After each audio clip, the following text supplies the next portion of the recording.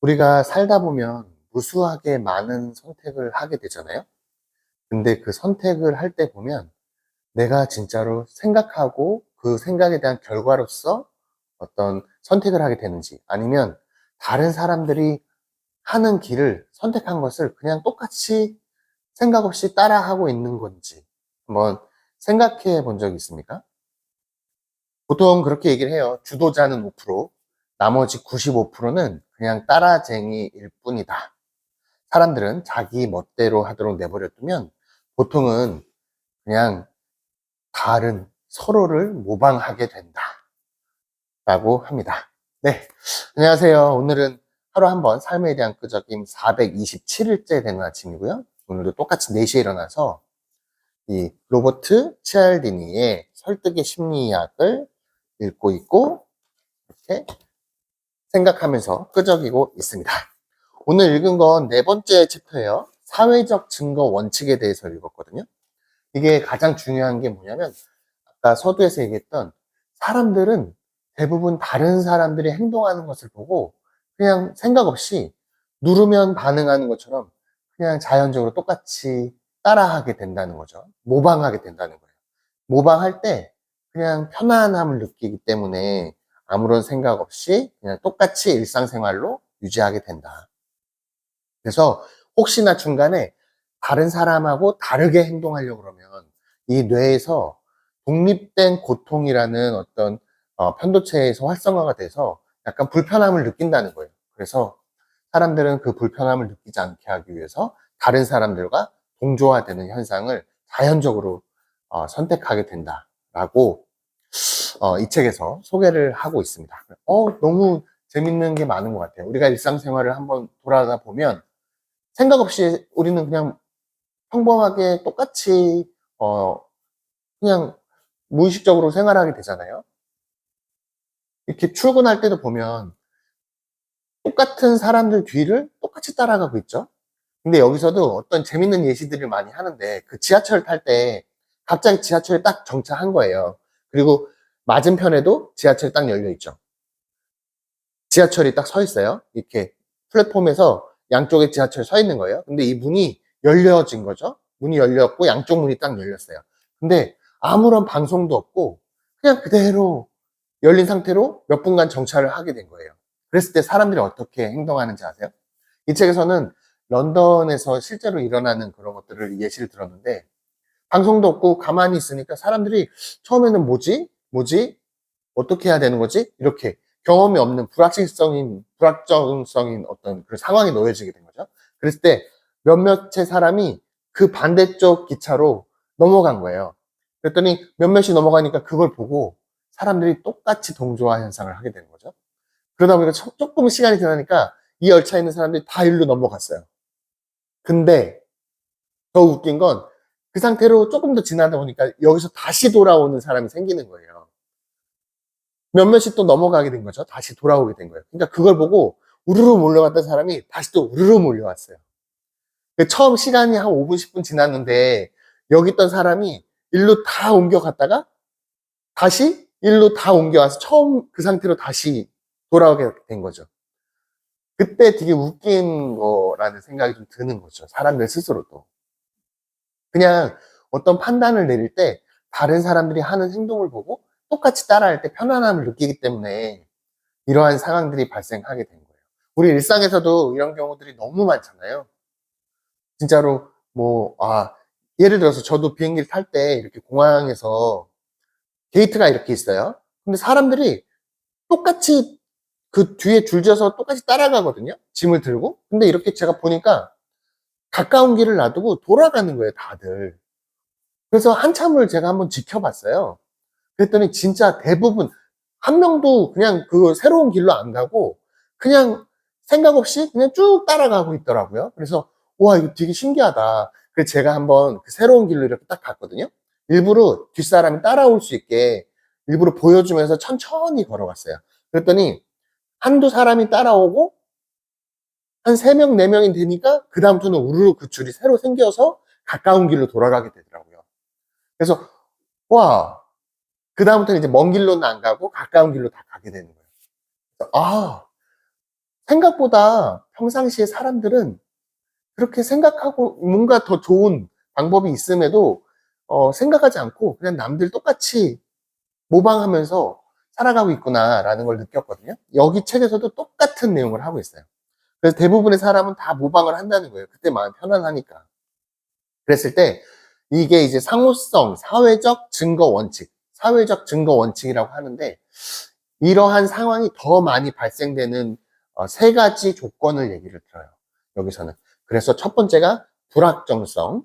어떻게 해야 될지 경험하지 못했던 것을 하는 거예요. 아까 플랫폼에서 전철에서 딱 기차가 서 있는 상황, 경험하지 못한 일을 딱 닥치게 된 거죠. 그랬을 때 사람들은 어떻게 해야 될지 모를 때 불확정성이 딱 주어질 때 다른 사람이 어떻게 하는지를 보고 판단한다. 그게 첫 번째. 그 두 번째는 많은 수의 사람이 하는 것을 따라한다. 어떻게 보면 당연한 것일 수 있는데 그게 진짜 무서운 예시들이거든요. 많은 수가 하는 걸 동조화해서 따라한다. 그리고 세 번째 마지막으로는 유사성을 예를 들어요. 이게 뭐랄까 그 또래 설득이라고 하는데 나랑 비슷한 상황에 놓인 사람들의 행동을 딱 똑같이 따라하는 어떤 모방을 하게 되는 확률이 높다. 그렇게 해서 이 세 가지 어떤 조건을 이 로버트 치알디니는 자세하게 구체적으로 예시를 들어서 설명을 해주거든요. 너무 재밌지 않습니까? 이런 게 실생활에서 항상 느끼고 있는 것들을 다시 한 번 더 생각하게 되는 것 같아요. 이 책이 쭉 읽다 보니까 뭔가 새로운 것을 알게 된다라기보다는 기존에 내가 생활해오고 그냥 무의식적으로 계속 해왔던 것들을 이론적으로 왜 그런지 자세하게 설명해주는 책인 것 같습니다. 그래서 다시 한번 내가 왜 그렇게 행동했었나를 돌아볼 수 있는 그런 책인 것 같아요. 예를 들면 예시들이 너무 많아가지고 몇몇째 예시들을 소개시켜 드려보면 그 불확정성의 상황에 놓였을 때 그런 예시들이 많거든요. 처음에 마트에서 우리 바구니 같은 거 들고 다니잖아요. 카트가 생기기 전이에요. 이 바구니를 들고 다니다가 다 모든 사람들이 다 바구니가 들고 다녔던 거죠. 그러다가 이 바구니가 꽉 차면 사람들이 더 이상 쇼핑을 안 하게 된다는 거를 이 쇼핑몰 사장이 알게 된 거죠. 그래서 야 그거를 좀 크게 만들어 보자 라고 해서 처음에 만들어진 게 카트, 끌고 다니는 카트인 거예요. 근데 사람들이 저 카트를 배치를 해놨는데 아무도 안 쓰는 거예요. 어? 새로운 것에 대해서 경험해보지 않았으니까 그냥 기존대로 그냥 쭉 가는 거죠. 그럴 때 어떻게 하면 좋을까 아이디어를 내다가 오히려 직원들을 고용해서 그 카트를 몰고 다니는 걸 보여준 거죠. 한 3명 이상일 때 효과가 보통 발생한다고 하거든요.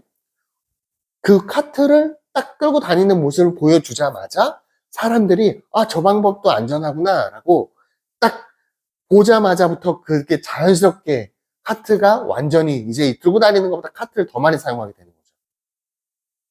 너무 재밌지 않나요? 이게 사람들은 경험해보지 않은 불확정성에 새로운 것을 하는 거를 생각보다 머뭇머뭇거린다는 거예요. 이렇게 지나가면서도 우리가 신호등에 딱 서 있을 때 옛날에 EBS에서인가 방송을 하는데 저 하늘에는 뭔가를 쳐다보고 있는 거죠. 한 사람이 쳐다봤을 때 똑같이 동조하는 사람이 별로 없었어요. 그냥 지나쳐 가죠. 근데 두 사람이 쳐다보고 있을 때도 똑같이 지나가요. 근데 반응을 보이기 시작하는 시점이 언제냐면 3명 이상일 때부터 3명이 똑같이 같은 곳을 바라보고 있으면 사람들은 동조화되기 시작하는 거죠. 너무 재밌는 현상이라서 저 그때 그걸 기억하고 있는데 그거를 똑같이 여기서도 똑같이 설명을 하고 있어서 너무 재밌는 상황이었습니다. 그래서 많은 수, 두 번째 많은 수라고 하는 게 어떻게 보면 3명 이상의 수가 똑같은 행동을 보이고 있을 때 우리는 동조화될 확률이 높다라는 걸 얘기를 하고 있어요. 예를 들어서 그런 거, 이런 예도 있는데 야, 너 뒤에 너 꼬리가 달렸어 라고 하면 누군가가 얘기하면 웃기고 있네. 그냥 그러고 넘어가잖아요. 근데 그거를 세 사람이 똑같이 야, 너 뒤에 지금 꼬리가 달렸어 라고 얘기를 하면 웃기고 있네. 이게 아니라 대부분의 많은 사람들이 한번 뒤돌아봐서 확인을 한다는 거예요. 너무 재밌지 않습니까? 이게 한 사람이 얘기하는 거는 큰 영향을 미치지 않는데 세 사람 이상이서 많은 수일수록 더 많은 사람들, 더 동조화가 되는 거죠. 그랬을 때 자연스럽게 세 사람 이상이 되면 저도 모르게 이렇게 돌아보게 되는 거. 이거 우리 다 알고 있잖아요. 이런 거 동조화 된다라는 거. 근데 그 영향을 미치는 게 세 사람 이상이라는 것이 약간 너무 재밌었던 부분이었던 것 같아요. 그래서 예를 들면 박수부대, 우리 공연 같은 거 보러 가면 오페라나 뮤지컬이나 아니면 콘서트나 이런 거 보러 가면 우리 박수부대 이렇게 있는 거 우리 알고 있잖아요. 타이밍 맞게 박수 치고 막 환호하고 막 이런 거 있죠. 방송에서도 보다 보면은 녹음된 박수 소리가 막 녹음된 게 나올 때 아니면 웃음소리가 막 나올 때 우리가 그때 같이 동조화해서 반응을 보이게 되잖아요. 너무 재밌지 않나요? 그냥 자연스럽게 무의식적으로 누르면 반응하는 것처럼 우리는 그동안 해왔던 것들. 근데 그게 다 조작되었던 것이죠. 너무 재밌는 것 같아요.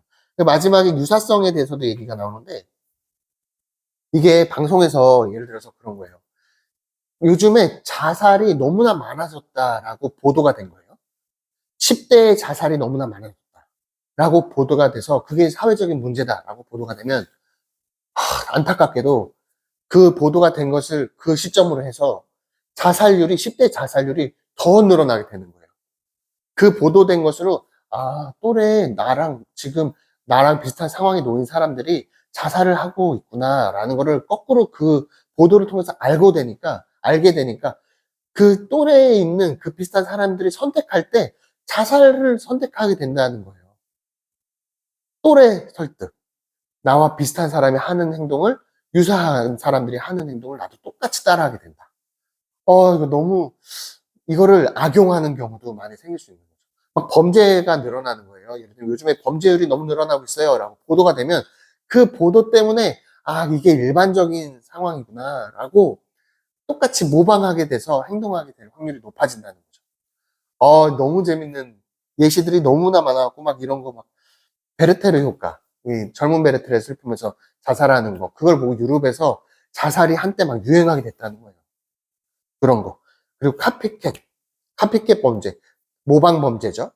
다른 사람이 하는 범죄를 어떻게 하는지 알게 되면 똑같이 모방하는 거. 이런 것들이 다 유사성의 원칙에 따라서 행동하는 거를 설명하고 있어요. 그래서 총 세 가지.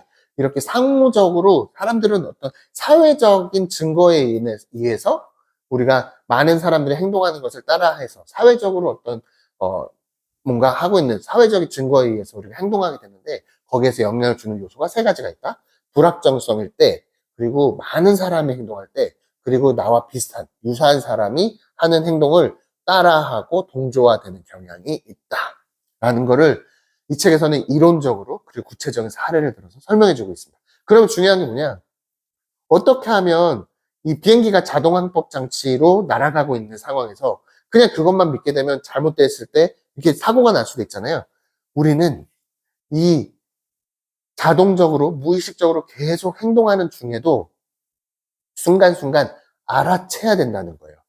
어떤 것을 이게 진짜로 이 사회적으로 동조화되고 있는 이 무의식적으로 내가 하고 있는 선택들이 과연 내가 생각하고 잠깐 멈춰서 이게 옳은가? 그런가 생각하거나 아니면 뭔가 그 박수부대가 됐든 아니면 진짜로 뭔가 중간에 조작되어 있는 근거들, 다른 사람들이 하는 거. 예를 들면 우리 막 그 댓글이나 이런 것도 많이 조작하잖아요. 그래서 우리는 댓글을 보고 많이 판단을 하게 되는데 온라인 쇼핑할 때도 그런 것처럼 이게 진짜로 사실인 것인지 아니면 조작된 것인지를 중간중간에 우리가 무수하게 무의식적으로 많은 선택을 하는 중간중간에 뭔가 순간 알아채서 이게 진짜로 조작된 증거가 있는지 아니면 내가 진짜 내가 옳게 판단하고 있는지를 무의식적으로 계속 행동하는 중에도 중간중간 자기 자신을 되돌아봐야 이러한 누르면 반응하는 이렇게 실수를 하지 않는 것들을 할 수 있다.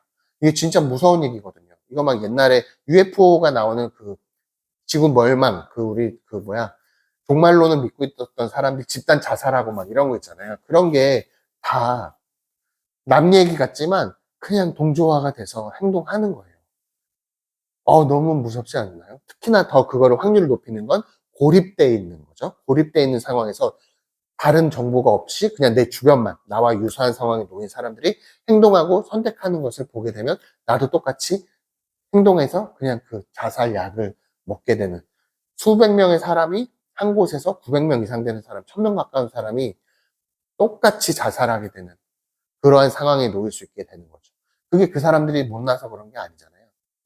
뭔가 시야가 갖춰져 있어서 그리고 옳은 판단이라고 보여지는 나와 똑같이 유사한 사람들이 행동하는 패턴을 똑같이 동조화해서 하는 거. 그러한 실수를 하지 않으려면 주변을 돌아보는 시야를 계속 넓게 가지고 있어야 되는 것 같아요. 그래서 순간순간 뭔가 잘못된 정보, 조작된 정보로 나에게 영향을 주려고 하는 것은 아닌가를 순간순간 깨어 있어야 되는 거.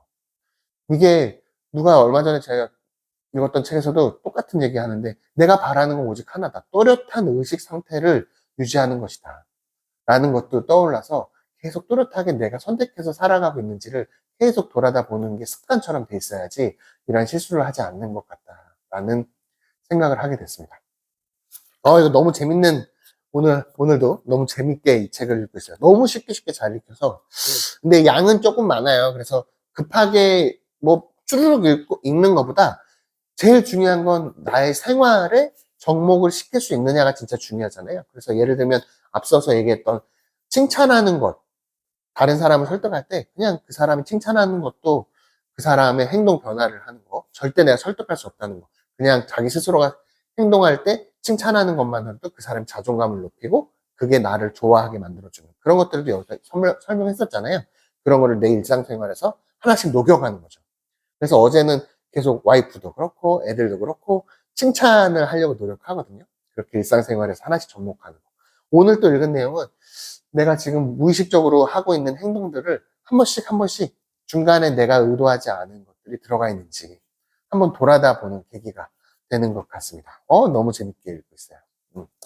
아무튼 오늘 하루도 정말로 새로운 경험을 하고 가치 있는 하루 되시길 진심으로 바라면서 또 구독, 좋아요 부탁드리면서 오늘 하루도 시작해 보려고 합니다. 네. 좋은 하루 되시고 즐거운 하루 되시기 바랍니다. 내일 또 같은 시간에 뵙도록 하겠습니다. 감사합니다.